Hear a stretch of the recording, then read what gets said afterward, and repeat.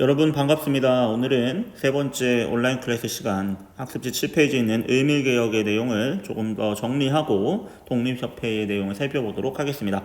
우선 의미개혁이라는 거는 이제 1895년에 실시됐던 이제 개혁을 말하고요. 우리가 앞서 살펴봤던 1차, 2차 가보개혁에 이어서 실시된 세 번째 근대화 개혁이라고 이해하시면 될 것 같습니다. 그럼 의미개혁의 배경은 무엇이냐면 첫 번째는 청일전쟁에서 승리했던 일본이 청나라와 시모노세키 조약을 맺고 랴오동 반도와 타이완 등을 차지하는 조약을 맺게 됩니다. 근데 이 일본의 영향력이 커지는 것을 견제하기 위해서 러시아가 프랑스, 독일과 함께 일본을 압박해서 청나라의 라오종 반도를 돌려주도록 요구하고 일본이 이것을 수용할 수밖에 없었다. 이 사건을 우리는 삼국 간섭이라고 부른다라는 거죠. 삼국 간섭을 통해서 조선 내에서 일본의 영향력이 상당히 축소되는 부분이 있었다라는 거죠. 그리고 조선 정부에서는 삼국 간섭 이후에 러시아와 친하게 지내는 친러 정책을 이제 추진하게 되는데 그러한 움직임에 앞장섰던 사람이 바로 이제 고종의 부인이었던 명성황후였다라는 거죠. 명성황후와 민씨 세력들이 친러 정책을 펼쳤고 이러한 친러 정책의 확산의 두려움을 느껴서 조선에서 영향력을 익히시려던 일본은 명성황후를 제거하는 사건을 일으키니 그 사건이 바로 1895년에 발생했던 을미사변이었다라는 거죠. 을미사변은 한밤중에 일본의 낭인, 그러니까 쉽게 말하면 깡패 무리들이 이제 경복궁에 침범해서 명성황후를 무참히 살해하는 사건을 을미사변이라고 합니다. 이 을미사변이 1895년 을미년에 발생해서 을미사변인데 이 사건이 발생하면서 조선 입장에서는 굉장히 큰 충격에 빠졌던 거죠.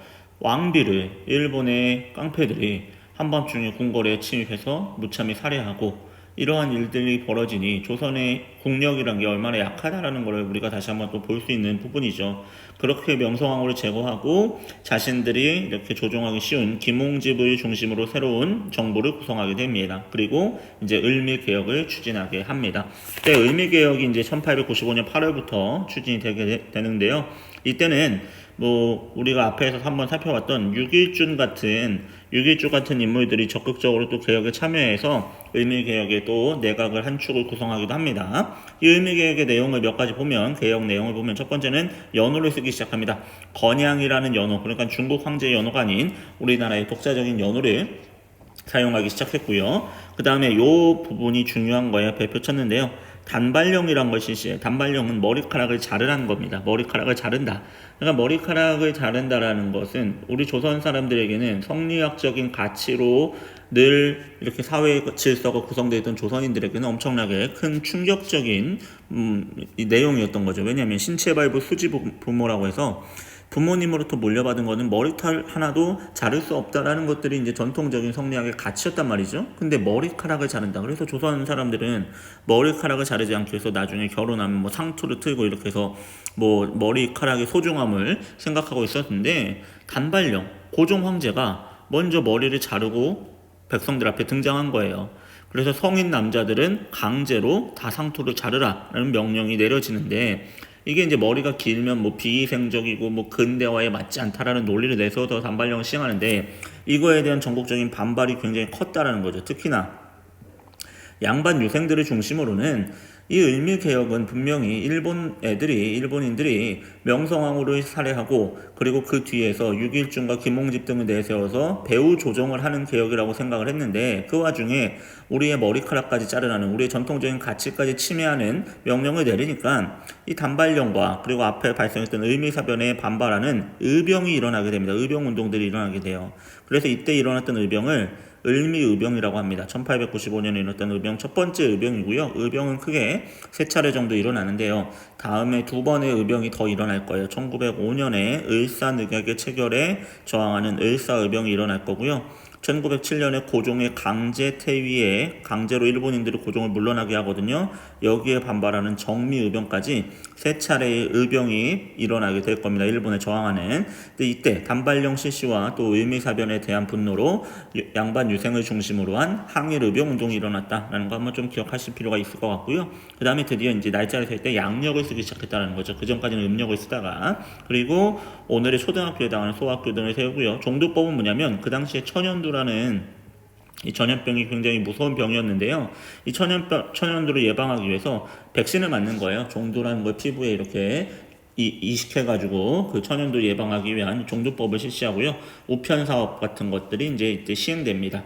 근데 이 을미개혁의 결과는 어땠냐면 을미의병이 일어났다고 그랬죠. 특히나 을미개혁에서 추진했던 단발력 그리고 그 앞에 일어났던 을미사변에 대한 반발로 을미의병이 일어나게 되고요. 고종황제가요. 생각해보세요, 여러분. 나의 부인, 내 부인이었던 왕비가 궁궐 안에서 한밤중에 일본인 폭력배들에게 살해당하는 일을 목격했어요. 내 신변도 안전을 보장할 수 없다는 생각이 들겠죠. 그래서 그 정도 신변의 불안을 느껴서 미국 공사관으로 이제 피신을 가려다가 실패한 사건이 한번 발생하고요. 그러다가 이제 1896년 그 다음에요.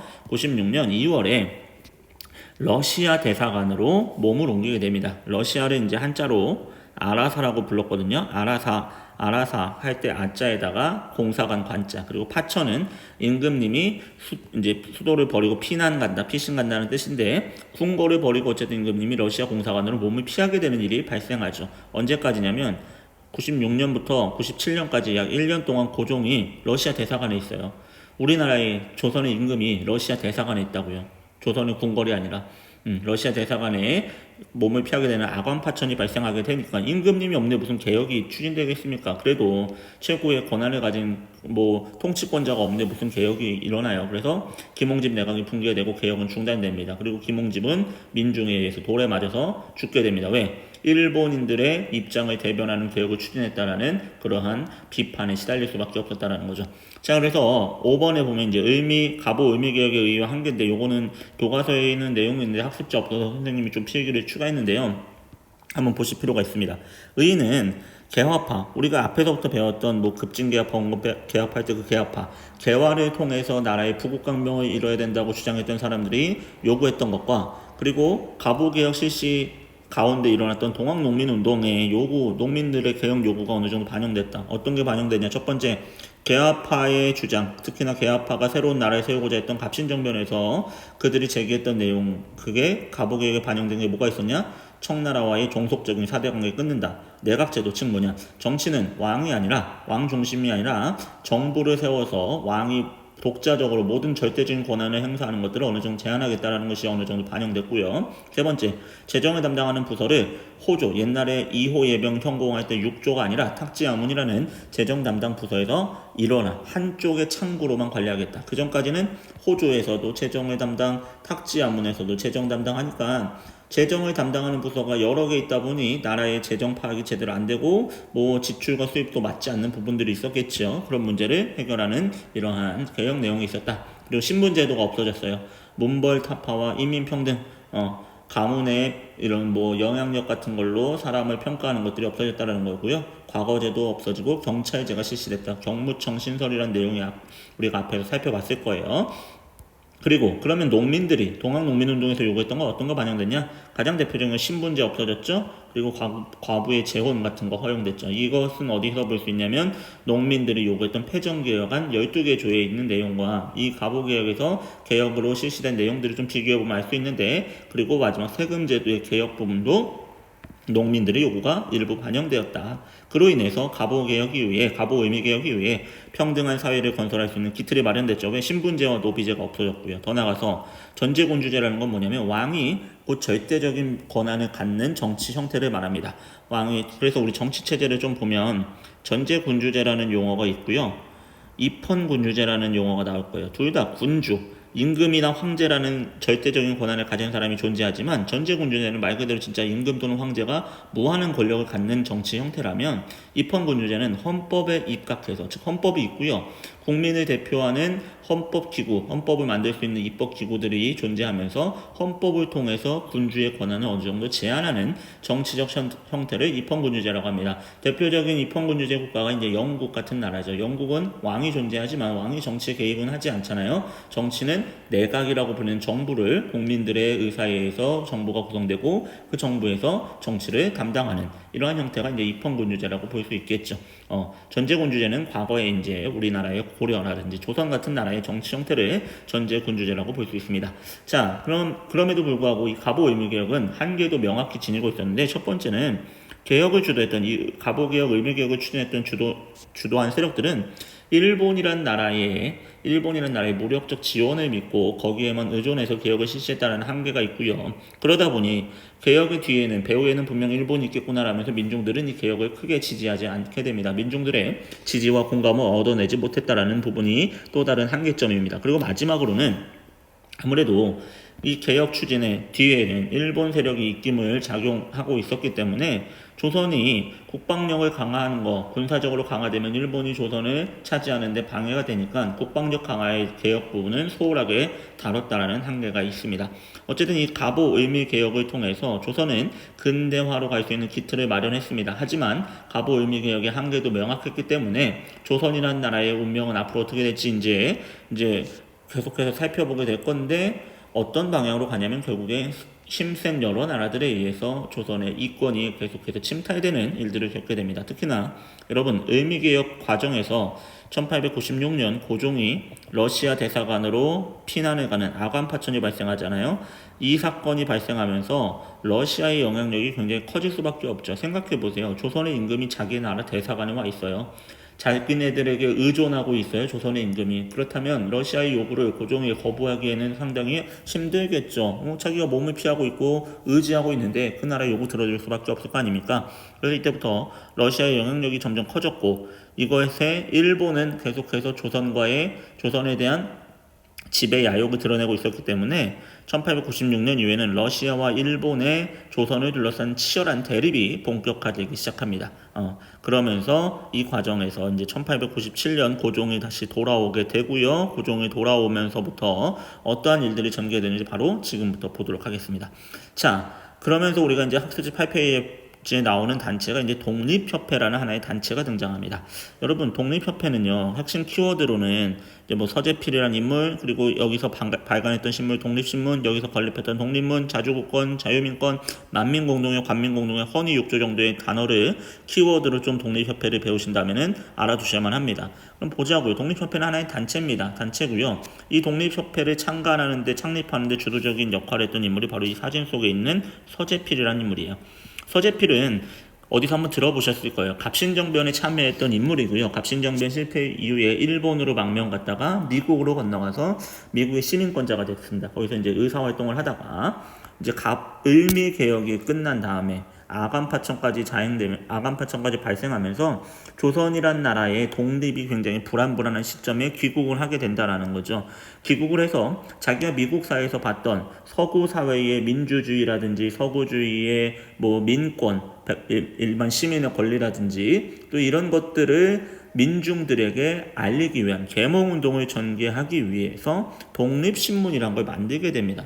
1896년의 일이에요. 여러분, 이때 아직 고종은 러시아 대사관에 있어요. 러시아 대사관에서 97년까지 있기 때문에 독립협회, 독립신문이 만들어질 때는 고종 황제가 아직 우리나라 궁궐에 돌아간 상태는 아니었습니다. 러시아 대사관에서 이제 모든 일들을 보고받고 처리했던 거죠. 자, 그래서 이 서재필과 함께 뭐 몇몇 깨어있는 개혁적인 성향을 가진 관료들이 나라의 국가의 이 아간파천 이후에 을미개혁과 아간파천 이후에 조선의 뭐 국권이라는 것은 상당히 위태로웠잖아요. 러시아 아니면 일본이 조선을 식민지로 집어삼킬지도 모를 이런 위협 속에서 각종 이권들을 빼앗기고 있었다고요. 러시아가 우리나라에 뭐 금 좀 캐갈게요, 석탄 캐갈게요, 나무 캐갈게요 하니까 러시아 외에도 다른 서양의 나라들과 여러 나라들이 뭘 내세우냐면 자기네들이 조선과 조약을 맺을 때 이 조약 내용을 써놨어요. 최애국 대우는 뭐냐면 제3국과 너희 조선이 다른 우리보다 더 좋은 조건으로 뭐 계약을 맺으면 우리나라도 그 제3국에게 제공해주는 조건 주라는 거예요. 뭔 얘기냐면 조선과 러시아가 최애국 대우를 약속했어. 근데 조선이 프랑스에게 예를 들면 뭐 어떤 지역에 금강 채굴권을 줬다. 그러면 러시아가 최애국 대우를 내세워가지고 야, 우리도 다른 지역에 금 캘 수 있는 권한 줘라고 요구할 수 있는 게 바로 최애국 대우라는 거죠. 최고의 혜택을 늘 우리에게 제공해라. 이걸 명분 삼아서 여러 나라들이 조선의 이권들을 침탈해가고 있었다는 거죠. 자, 이 와중에 서재필이 귀국해서 이거 무너져가는 조국, 내 나라의 조국의 자주 국권을 수호하고 민중들을 깨우쳐서 우리 백성들의 권리를 신장시키기 위한 운동을 해야겠다면서 독립신문을 정부의 지원을 받아서 만들게 된 거예요. 독립신문은 이제 한글 신문과 영문판으로 같이 나와가지고 이제 해외에도 조선의 상황을 알리는 역할을 합니다. 그래서 이때 이제 독립신문을 만드는 게 이제 독립협회 움직임에 앞서서 독립협회가 만들어지기 앞서서 나왔던 겁니다. 그래서 여러분 여기서는 좀 시기의 흐름을 좀 독립협회에서는 보실 필요가 있다라는 거 한번 기억을 해두시고요. 그러면서 이제 96년 7월에 독립협회라는 드디어 단체가 만들어진 거예요. 독립협회를 만드는데 서재필이 주도하고 정부의 관료 그리고 깨어있는 지식인들이 주도해서 만들어지게 되고요. 원래 여기 오타가 하나 있어요. 여러분 오타를 좀 붙여주세요. 청나라 사신이 조선에 오면 영접하러 나가던 문이, 영은 물이 아니라 영은 문인데 오타가 좀 있어서 죄송합니다. 영은 문 자리를 헐고 여기에 우리나라의 독립의 의지를 다시 한번 새기겠다는 의미로 독립문이라는 문을 건설합니다. 서울에 가면 독립문이라고 여기 있고 그 이제 실제로 독립문 지금 이 모양의 형태가 남아 있습니다. 여기 원래는 청나라 사신이 올 때 영접하러 나가던 곳이었거든요. 사대적인 외교를 보여주는 그런 흔적을 없애버리고 자주 독립의 의지를 드러내기 위한 독립문을 건설합니다. 이러면서 독립문 건설을 위해서 모금 활동에 나서게 되죠. 모금 활동을 하는데 누구나 기금을 내면 독립협회의 회원이 될 수 있게 하면서 독립협회의 회원들 중에 일반 민중들도 차츰차츰 참여하는 인원이 늘어났다. 그러면서 독립협회가 하나의 국민적인 단체로 성장할 수 있는 기반이 된 것도 이 독립문 건설의 과정에서 발생했다는 거죠. 자, 어쨌든 지금 이제 독립협회 창립을 좀 봤습니다. 창립 이전에 신문은 창간됐다 기억하시고 독립협회가 창간되고 독립문을 건립하는데 모금 활동을 벌였다라는 거 한번 좀 기억을 해두시기 바랍니다. 96년의 일이에요. 그리고 선생님이 여기에 정리했습니다. 요것만 좀 보시면 됩니다.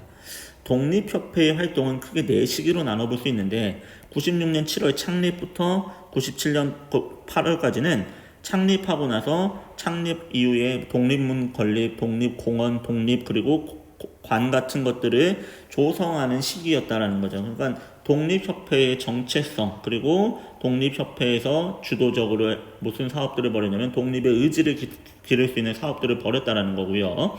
97년 8월 이후에는 민중계몽이라고 해서 민중들을 깨우치는 각종 토론회를 열기 시작합니다. 토론회를 통해서 민중계몽이란 말 자체가 뭐예요? 꿈속에 있는 무지몽매한 어리석은 백성들을 새로운 것들로 깨우쳐서 깨닫게 한다는 뜻이거든요. 그래서 예를 들면 새로운 교육에 대해서 아니면 미신을 타파해야 된다. 그리고 서양의 여러 나라들이 조선을 침략하려는 거에 반대해야 된다. 그리고 우리 백성들의 권리를 신장시켜야 된다. 민중 계몽 활동을 하던 시기가 이제 2단계의 활동 시기라는 거죠. 그다음에 이제 98년 2월부터는 본격적으로 민중이 주도되는 운동을 벌이는데 이때는 무슨 일이 일어나냐면 러시아의 우리나라 이권 침탈에 대해서 반대하는 활동들을 벌이면서 백성들이 모여서 토론하는 모든 사람들이 자유롭게 모여서 얘기하고 회의하는 만민공동회라는 활동을 벌였던 시기가 요 이제 3단계 활동의 시기입니다.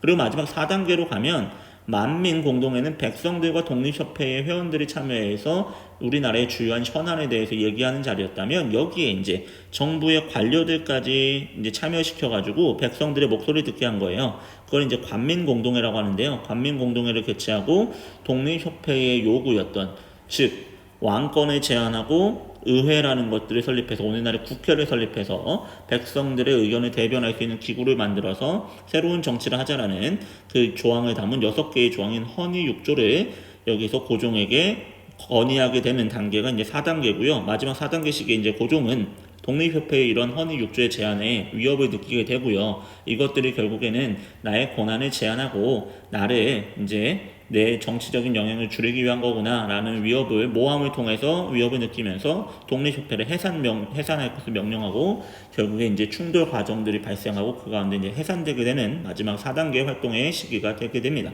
자, 어쨌든 독립협회를 좀 이렇게 시기적으로 좀 보시면 여러분 정리가 좀 빠를 겁니다. 그래서 타임라인 하나 좀 준비해 봤어요. 이 독립협회는 우리가 다음 시간에 배울 이제 대한제국의 수립이라는 부분과 좀 같이 볼 수밖에 없거든요. 왜냐면 독립협회가 활동했던 96년부터 98년의 시기 사이에 96년에는 고종이 계속 러시아 대사관에 있다가요. 97년 2월에 고종이 러시아 대사관에서 돌아옵니다. 그리고 나서 조선이 아니라 새로운 나라 이름을 바꿔요. 국호를 바꿔요. 대한제국이라는 제국, 황제가 통치하는 나라라는 대한제국을 수립하고 새로운 황제 중심의 개혁 정책들을 추진해 나가게 됩니다. 1897년부터. 근데 여러분, 이 대한제국을 세우면서 고종이 추구했던 정치의 형태는 뭐냐면 아까 말했던 앞에서 살펴봤던 전제군주제라는 형태예요. 모든 권한이 황제에게 집중돼 있고 황제가 절대적인 권한을 가지는 정치 형태거든요. 근데 독립협회는 이러한 전제군주제의 정치체제를 선호하지 않고 받아들이지 않았어요. 그들이 추구했던 건 뭐냐면 입헌군주제라고 해서 아까 얘기했죠. 헌법에 입각해서 군주의 권한을 어느 정도 제한하고 백성들의 의견을 수용할 수 있는 오늘날 치면 의회, 국회 같은 것들이 반드시 설립돼서 그 국회를 중심으로 정치가 이루어져야 된다. 왕은 존재하고 황제는 존재할 수 있으나 황제의 권한도 헌법에 입각해서 행사해야 된다는 입헌군주제라는 정치적인 지향점을 갖고 있었거든요. 그래서 여기 보시면 초창기에 대한제국이 수립되고 그때는 독립협회와 이 대한제국과의 관계가 나쁘지 않았어요. 서로 협조의 단계였다고요. 이때 목표는 뭐냐면 대한제국이 수립되고 나서 고종황제가 처음부터 그냥 무조건 전제군주제 황제권 하겠다고 하지 않거든요. 97년에. 이때는 청나라부터 독립하는 자주적인 국가를 세우겠다라는 게 핵심 추진 목표였기 때문에 이 대한제국의 이 청나라로부터 독립하는 거에 독립협회가 동의하고 협조의 관계를 유지합니다. 근데 1898년에 여기 이제 다음 시간에 볼 겁니다. 고종 황제가 전제군주제라는 정치 형태를 포함한 대한국 국제라는 새로운 헌법을 반포하면서 이제 99년이죠. 정확하게는 99년에 전제군주제로 가려고 하는 거죠. 전제군주제로 가려고 하는 시기들이 나타나게 되는데 요거는 이제 독립협회를 해산시킨 다음에 이렇게 가는데 요 가기까지의 과정에서 갈등이 생겨요. 어떤 갈등이 생기냐면 대한제국이 98년부터 러시아의 요구들을 굉장히 많이 들어주면서 러시아에게 각종 이권들을 내주는 상황들이 발생합니다. 그러니까 독립협회가 이 러시아의 이권 침탈을 반대하면서 여기에 대해서 막 둘 사이에 대한제국과 독립협회 사이에 이제 대립, 의견 충돌, 러시아의 이 조선의 내정에 간섭하는 거 어떻게 볼 거냐 이거에 대한 의견 충돌이 생겨나게 됐다는 거죠. 그리고 마지막 충돌 단계로 가면 어떻게 되냐면 정치의 지향점을 두고 완전히 달랐던 거예요. 고종 황제는 아까 말했던 전제군주제로 가려고 그랬고 독립협회는 헌법을 만들어서 입헌군주제를 가야 된다고 주장하니 고종 황제는 자신의 의견에 반대하고 결국에 여러분 정치 형태 하나의 형태가 더 있다면 뭐냐면 오늘날 우리가 채택하고 있는 공화정이라는 형태인데요. 공화정은 뭐냐면 절대적인 권한이 있는 군주가 없는 거예요. 권력이 여러 군데, 여러 사람, 기관이 나눠져 있는 거죠. 오늘날 보시면 우리가 입법부, 사법부, 행정부에서 삼권 분립이라고 하잖아요. 어떤 특정한 부서의 권한이 집중되는 걸 막기 위한 정치 형태가 공화정입니다. 왕이 없는 정치 형태라고 이해하시면 됩니다. 지금 대한민국에 왕은 없잖아요. 그래서 공화정이란 건 결국에 군주라는 존재, 절대적인 존재가 없이 권력이 여러 기관, 여러 사람에게 분산되어 있는 것들을 공화정이라고 합니다. 그래서 고종 주변에 있던 보수 세력들은 왜냐하면 이 독립협회가 추구하는 입헌군주제가 시행되면 자신들이 그동안 고위 관료로서 누리고 있던 특권들이 사라지지 않겠습니까? 그거 좀 이따 설명을 자세하게 좀 드릴 건데 여기에 위협을 느껴서 독립협회는 결국에 임금님 입헌군주제가 아니라 얘네들은 결국에 임금님을 몰아내고 공화정을 가기 위해서 저런 움직임을 벌이는 겁니다 라는 모함을 하게 되고 고종 역시 이 독립협회의 이런 입헌군주제 정치 지향과 헌의육조라는 그들의 요구사항에 대해서 의심을 하게 되면서 이제 탄압을 하게 되고요. 결국 해산 명령을 내리고 해산 명령에 독립협회의 회원들과 민중들이 이렇게 순종하지 않고 나라의 군인들과 충돌하는 과정이 발생하는데 결국 이제 무력으로 국가에서 독립협회를 해산시켜버리는 일이 발생하게 된다는 거죠. 그래서 독립협회 활동 시기 일단은 한번 기억하실게 요 부분 잘 보자고 그랬어요. 일단 독립신문을 창간하고 협회 창립됐다. 그리고 1단계에는 아까 말했던 이런 독립문이나 독립관 같은 것들을 건립하는 초창기의 사업이었고 이제 두 번째 단계에 들어가서는 바로 97년부터는 적극적으로 민중을 계몽하는 일에 나서게 됩니다. 민중 계몽을 하면서 독립협회에서 추구했던 크게 세 가지의 활동 목표는 여기 나와 있는 자자를 시작하는 세 가지의 활동입니다.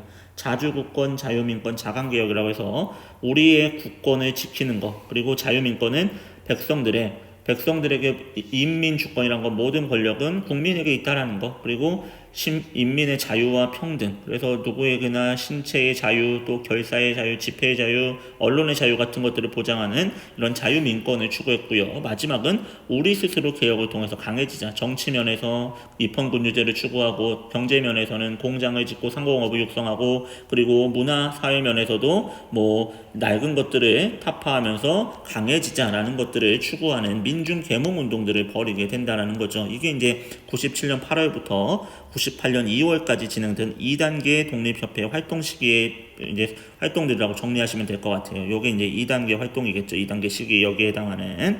자, 그래서 이때는 뭐 하냐면 강연회와 토론회 같은 거 열어요. 강연회와 토론회를 열어서 민중들의 의식을 깨우는 일을 합니다. 여기도 오타가 하나 있네요. 여러분 바꿔주세요. 죄송해요. 여기 통한이죠. 통한. 제가 이걸 한번 더 검토를 했어야 되는데 검토를 못한 부분이 좀 있었어요. 죄송합니다.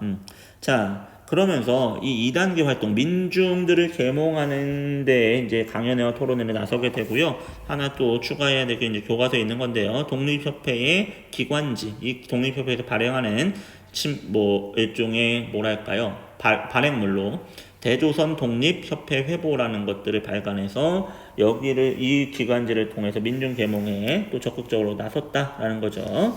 자, 그래서 여러 가지 뭐 자주국권, 자유민권 운동들을 펼칩니다. 그래서 어떤 토론회의 주제는 주로 어떤 거였냐면 이런 거예요. 뭐 산업개발, 그리고 의회 설립을 해야 된다. 그리고 백성의 권리, 민권을 신장시켜야 된다라는 정치 문제, 또 주변에 있는 경제, 사회 문제 전반에 대한 주제를 가지고 토론회들을 진행합니다. 민중들과.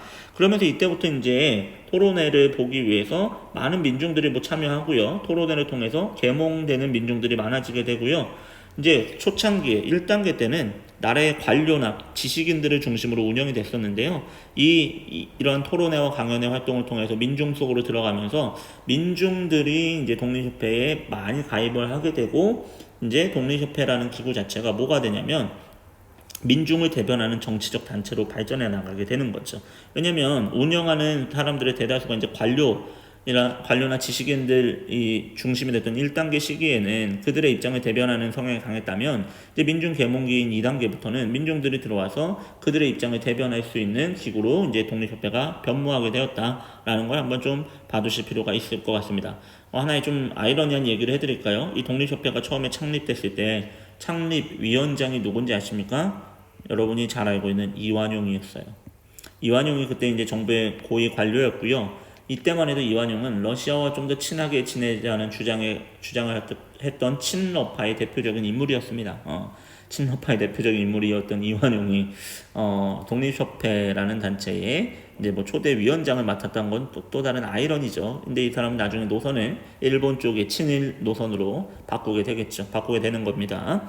자, 근데 여러분 독립협회라고 해서 나라의 독립운동을 했다라고 이해하시면 안 돼요. 여러분 독립운동이란 건 1910년에 일제에 의해서 우리나라의 주권이 완전히 뺏긴 다음에 이 빼앗긴 주권을 되찾기 위한 이러한 노력을 독립운동이라고 하는 겁니다. 독립운동. 근데 여기서 독립협회는 우리나라의 국권이 뺏긴 상태는 아니죠. 근데 국권이 여러 나라들에 의해서 침범받고 위협받던 시기에서 나라 스스로, 조선 스스로의 독립된 자주국가를 세우자라는 그런 목적을 가진 의미로서 독립을 썼던 겁니다. 독립.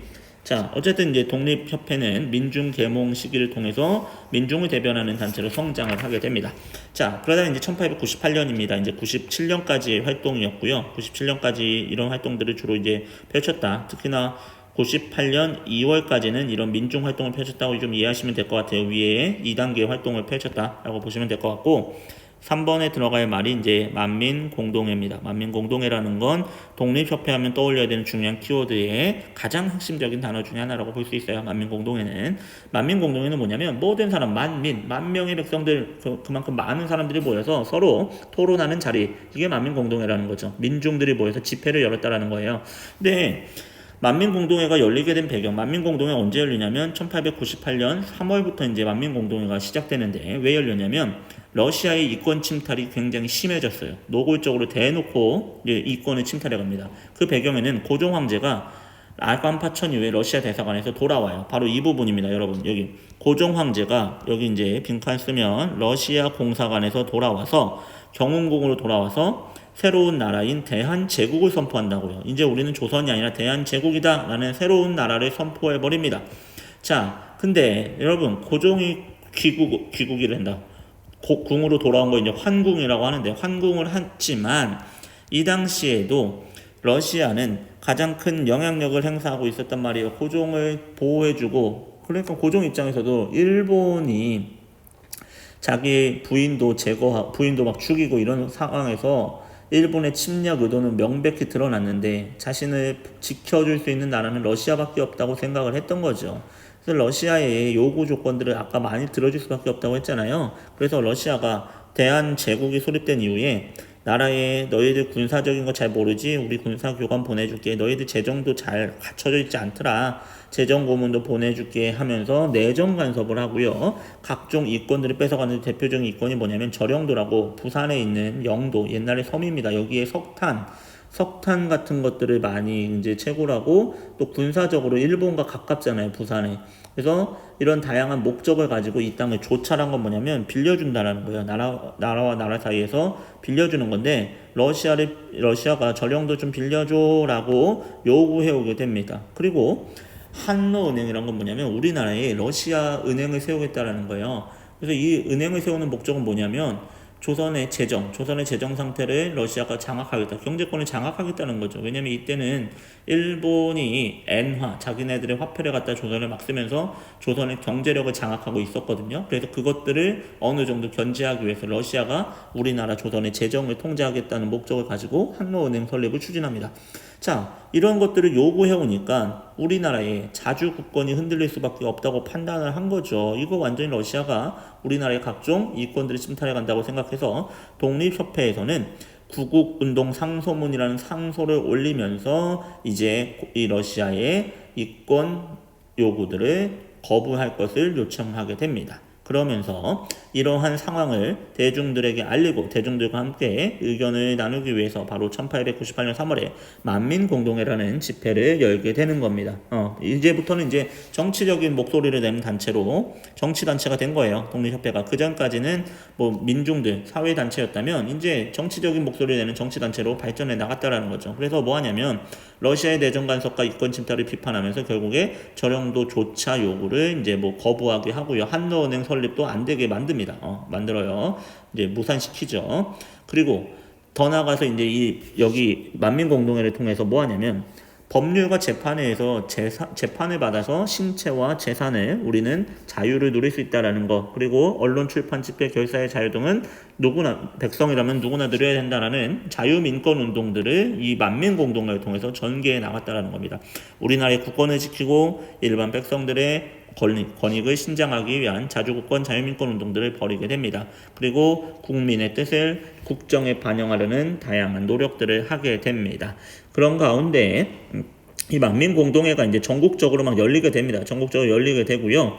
여기 전국적으로 열리는 과정에서 이 독립협회는 궁극적으로 뭘 추구했냐면 의회란 걸 설립하고자 했어요. 의회를 설립하고자 했고, 의회를 설립하는데 의회의 일종의 국회의원들이 있을 거 아닙니까? 그 국회의원들을 이제 독립협회 사람들이 좀 추천을 해서 자신들이 원하는 사람들을 좀 국회의원을 만들고 싶어 했어요. 그런 것들을 이제 추구했는데 이 부분을 두고 의회를 설립하는 걸 두고 이제 정부의 보수적인 관료들과는 좀 대립이 있었던 거죠. 대립이 있었는데, 자, 요 학습지 순서와 교과서의 서술 순서가 달라서 좀 정리를 먼저 하면 만민공동회가 이제 전국적으로 막 열리게 되면서 1898년 10월 여기로 먼저 갈게요. 10월에는 정부의 관료들이 만민공동회에 참석하게 됩니다. 그걸 이제 관민공동회라고 해요. 관료들과 일반 백성들이 모여서 민중 토론 집회를 열었다 해서 관민공동회라고 하는데요.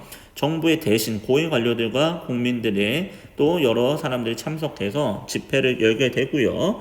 여기서 뭘 결정하냐면 나라의 관리들과 백성들이 힘을 합쳐서 국정을 운영해야 된다. 정치에 백성들의 목소리 반영해야 된다라고 하면서 이 독립협회와 만민공동회에서 나왔던 얘기들, 요구들을 담은 헌의 6조라는 것들을 여기서 채택하게 됩니다. 결의해서 고종한테 보고하게 되는 거예요. 우리들이 정부의 대신들, 고위 관료들과 이 만민공동회에 참여해서 같이 의견을 나눴는데 이러이러한 6가지의 건의사항이 있으니 임금님 이 부분을 좀 승인해 주십시오 하고 헌의육조란 걸 제안하게 됩니다. 헌의육조는 여러분 요것도 중요하게 보셔야 해요.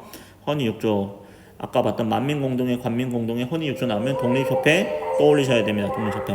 헌의육조에 보면 핵심은 이거예요. 관과 민이 합심하여서 정치를 하자. 그리고 여기 보면 중추원이라는 오늘날로 치면 국회 같은 걸 만들자라는 걸 하고요.